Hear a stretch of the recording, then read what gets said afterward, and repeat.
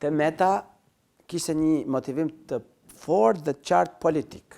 Kjo sepse ai u kthye në një barrierë të pakalueshme për mazhorancën e kohës, e cila s'kishte asnjë barrierë tjetër. Opozicë s'kishte, parlament s'kishte, gjykatë mbështetuese s'kishte, gjykatë lartë s'kishte, gjyqësor s'kishte, dhe për këtë ka merita të jashtëzakonshme zoti Meta, që duhet t'ia njohim për një kohë gjatë.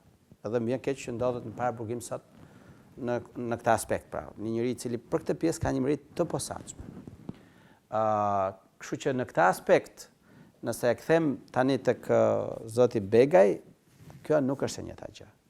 Është kushtetuese në radhë parë.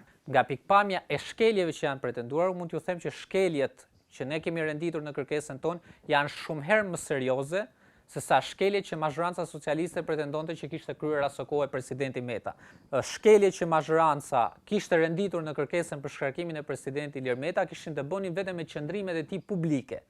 Deklarata publike, komente, postime në rrjetet sociale e kështu me radhë, por nuk kishte akte konkrete